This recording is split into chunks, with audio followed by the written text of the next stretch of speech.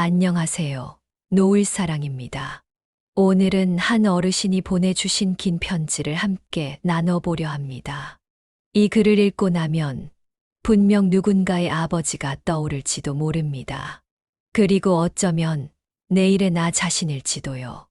민수야, 나 좀 여기서 꺼내줘. 새벽에 걸려온 아버지의 전화는 그 목소리만으로도 아들이 눈을 뜰 수밖에 없게 만들었습니다.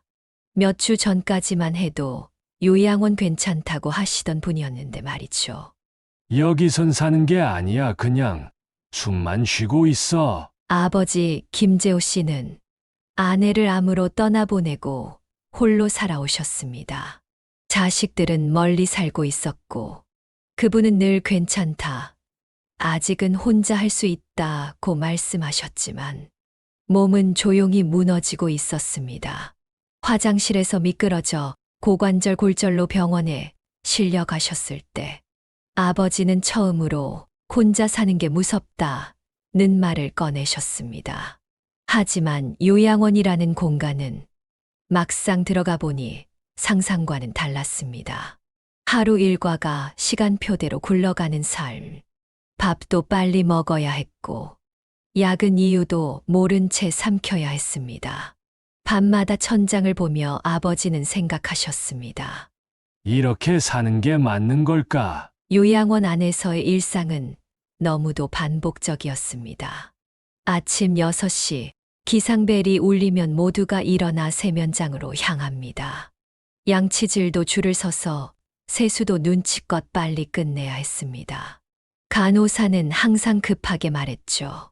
김재호 어르신, 빨리 움직이셔야 해요. 식당에서는 자리가 정해져 있지 않았습니다. 늦게 가면 혼자 앉거나 대답 없는 사람들과 마주해야 했습니다. 처음 며칠은 인사를 건넸지만 아무도 대꾸하지 않자 아버지는 결국 입을 다무셨습니다. 하루 2번 있는 재활 운동 시간, 같은 자세로 자전거 페달을 밟고 팔을 들어 올리는 기구를 사용하다 보면 시간이 흘렀습니다. 하지만 마음은 늘 허전했습니다. 누군가와 대화하고 싶고 이름을 불러주는 사람 하나 그리운 날들이었죠. 한 할머니는 매일 아들을 찾으며 울었습니다. 우리 아들 오늘 오죠. 오늘은 꼭 올 거예요. 하지만 아무도 대답하지 않았고 직원들은 익숙하다는 듯 조용히 지나쳤습니다. 아버지는 또 하나의 장면을 잊지 못합니다. 한 오후 거동이 불편한 한 할아버지가 목욕 후 혼자 옷을 갈아입지 못해 침대에 앉아 있었습니다. 간호 인력이 부족하다는 이유로 직원들은 옆을 지나치며 금방 올게요. 만 반복했습니다.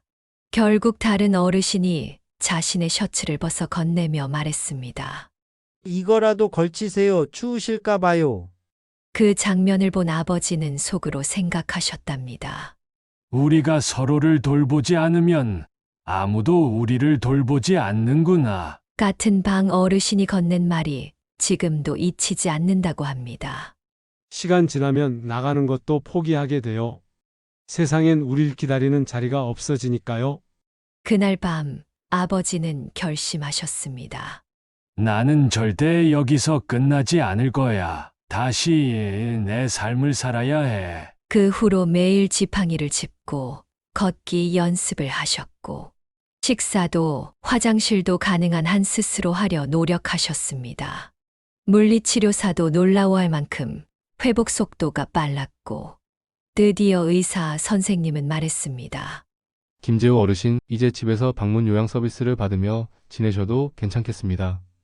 퇴소 날 휠체어에 앉아 요양원 정문을 나설 때 아버지는 깊게 숨을 들이마셨습니다. 3개월 만에 맞는 바람이 이렇게 따뜻하다니. 집에 돌아오신 첫날 밤 손녀가 그려준 그림, 딸이 건네준 가족 사진을 곁에 두고 아버지는 눈시울을 붉히셨습니다. 이젠 진짜 살아야겠다. 방문 요양보호사 김선영 씨는 매일 오전 10시에 오셨어. 식사, 청소, 약 정리, 대화까지 함께 해주셨습니다.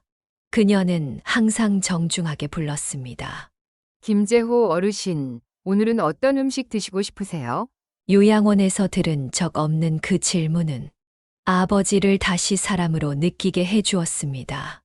이제 아버지는 매일 공원을 산책하고 신문을 읽으며 퍼즐을 맞추고 손녀와 영상통화를 하며 웃으십니다.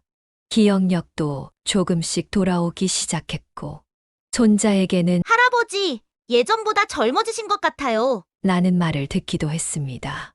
한 달이 지나던 날, 아버지는 공원 벤치에서 마주 앉은 다른 어르신들에게 이렇게 말하셨습니다.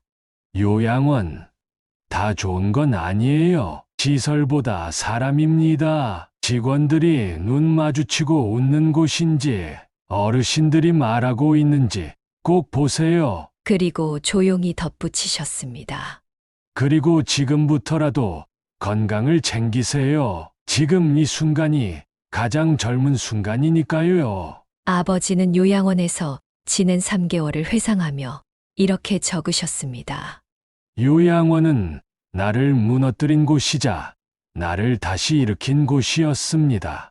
거기서 나는 인간의 존엄이 얼마나 쉽게 잃을 수 있는지를 보았고, 동시에 다시 살아야겠다는 의지를 키울 수 있었습니다. 이제 나는 아침에 눈 뜨는 것이 기쁨이고, 밥을 혼자 먹을 수 있다는 것이 감사이며, 걷는 것이 자유라는 것을 압니다. 그리고 마지막으로 여러분께도 꼭 전하고 싶은 말씀이 있으시다고 하셨습니다.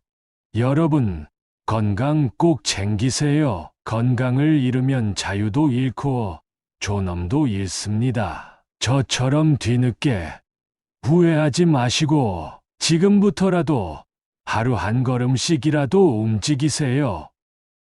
그리고 덧붙이셨습니다. 이제 곧 여름이잖아. 덥다고 찬 거만 찾지 말고 마음도 몸도 천천히 달래가며 살아야 해. 그래서일까요? 아버지는 매일 아침 자신만의 여름 건강 수칙을 소리내어 읽고 계십니다. 찬 음식은 줄이고 미지근한 물을 자주 마시고 에어컨 바람 쐬고 나갈 땐 겉옷 하나 꼭 챙기고 매일 20분은 햇빛 아래 걷기, 밤잠은 규칙적으로, 낮잠은 너무 오래 자지 않기, 그리고 하루 한 번은 누군가와 대화 나누기. 그 모든 작은 습관들이 아버지를 조금씩 더 살아있게 만들고 있었습니다. 이 여름, 여러분도 김재호 어르신의 마음을 잠시 떠올려 보세요. 지금 이 순간이 우리가 누릴 수 있는 가장 젊은 계절일지 모릅니다. 노을 사랑은 오늘도 여러분 곁에 작은 위로와 함께 머물겠습니다. 여러분의 사연도 언제든 기다리고 있겠습니다. 존엄과 자유는 지금부터 지켜야 할 삶의 가치입니다.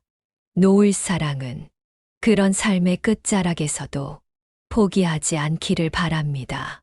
오늘도 여러분의 곁에서 조용히 함께 하겠습니다. 끝까지 함께 들어주셔서 감사합니다. 이 사연이 누군가에게 작은 울림이 되었다면 주변 분들에게도 전해주시고 구독과 좋아요로 노을 사랑의 여정을 응원해주세요.